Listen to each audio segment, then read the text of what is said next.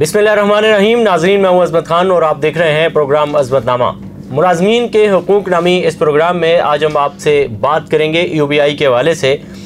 उमूमन EOBI के हवाले से हम कोई ना कोई अपडेट आपको देते हैं। आज इंटरनली अपडेट है और वो अपडेट ये है कि चेयरमैन EOBI ने अभी उनकी कम मुद्दत रह गई है इस इदारे में बतौर चेयरमैन, फिर वो अपनी मुद्दत मुलाजमत के इख्तिताम करने की तरफ बढ़ेंगे और 60 साल की उम्र में वो रिटायर्ड हो जाएंगे। लेकिन उन्होंने जो दौर गुजारा है खाकान मुर्तज़ा साहब ने, वो यकीनन एक बेहतरीन दौर करार दिया जा सकता है EOBI का। उन्होंने एक सर्कुलर जारी किया है गुज़श्ता रोज़। ये असिस्टेंट डायरेक्टर अबू बकर साहब हैं, उन्होंने ये उनके दस्तखत से ये जारी हुआ है, जिसकी मंजूरी उन्होंने चेयरमैन से ली है।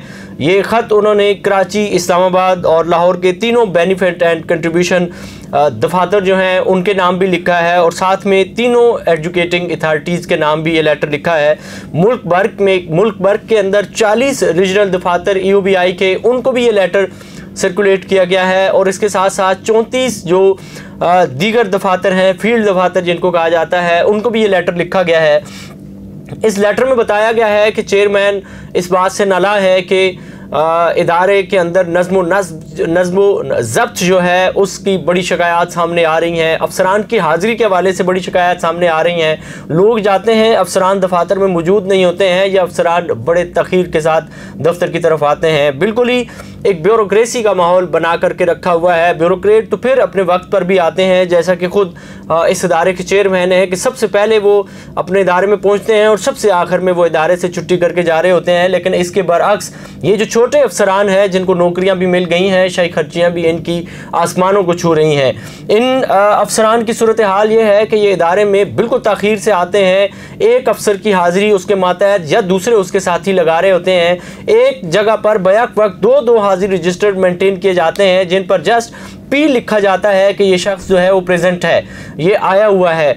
ये इस तरह का मोनोपोली का सिस्टम जारी है। फिर जुम्मे की शाम को यहाँ से निकल जाते हैं, फिर पीर या मंगल को अपने आबाई गांव से वापस लौट करके अपने अपने दफातर में अफसरान आते हैं। ये सारी बेशुमार शिकायत थी जिस पर पिछली दफ़ा जब ये चेयरमैन साहब EOBI में आए थे खाकान मुर्तज़ा साहब, तो उन्होंने बायोमेट्रिक के लिए बाकायदा बड़े दफातर के अंदर मशीनें लगाई गई थी। उनके जाने के बाद यकसर वो मशीनें ख़राब हो गई। 2 दफ़ा लाखों रुपए खर्च करके ये बायोमेट्रिक मशीनें इनकी तनसीब की गई है, लेकिन उनके जाने के बाद ये सारी ख़राब हो जाती हैं। अब उन्होंने इस मर्ज़ को एक दफ़ा फिर जाने से पहले पकड़ लिया है और उन्होंने कहा है कि मुल्क भर के अंदर जो रजिस्टर्ड होते हैं हाज़िरी के, वो रजिस्टर्ड पर हाज़िरी लगने के बाद 9 बजे से पहले ऑनलाइन उस रजिस्टर्ड की तस्वीर ये बाकायदा से आ जानी चाहिए और बायोमेट्रिक का सिलसिला जो है इसकी तरफ भी आगे आने वाले वक्त में बढ़ेंगे। और इसके साथ साथ ये भी उन्होंने कहा है कि अपनी हाज़िरी को यकीनी बनाए, किसी भी अफसर के ख़िलाफ़ इस तरह की कोई शिकायत सामने आई तो सख्त तादीबी कार्रवाई की जाएगी। अफसरान मर्ज़ी से आते हैं, मर्ज़ी से जाते हैं। ह्यूमन रिसोर्स डिपार्टमेंट की इंतहाई गफलत है, लापरवाही है, सुस्ती है कि वो इस तरह के कामों में दखील नहीं होता, वो दखल अंदाजी नहीं करता, जिसकी वजह से इदारे के पास जितने भी कम अफसरान है ये भी ड्यूटी परफॉर्म नहीं करते। फाइलों के ढेर लगे होते हैं। आप एक केस जमा करवा दें कि पेंशन का, तो कम से कम कहा जाता है कि 1 साल लगेगा और इस दौरान बूढ़े बुजुर्ग दफातर के चक्कर लगा के थक जाते हैं, लेकिन अफसरान हैं कि उनको मिलते नहीं हैं, मुयस्सर नहीं होते हैं। खाकान मुर्तज़ा ने दुखती रग पर हाथ रखा है और कहा है कि अब के बाद कोई भी अफसर ऐसा नहीं होगा कि जो दफ्तर में लेट आए या ना आए तो उसकी हाज़िरी लग जाए। नाज़रीन, आप भी लेबर यूनियन से ताल्लुक़ रखने वाले या कोई भी पूरे पाकिस्तान में मजदूर है, किसी भी दफ्तर में जाएँ, अफसर मौजूद ना हो, उसकी सीट की तस्वीर बनाएँ, वहीं से आप कराची ईमेल कर दें चेयरमैन के ईमेल पर और बताएं कि ये अफसर सीट पे मौजूद नहीं था, ताकि कम से कम अफसर को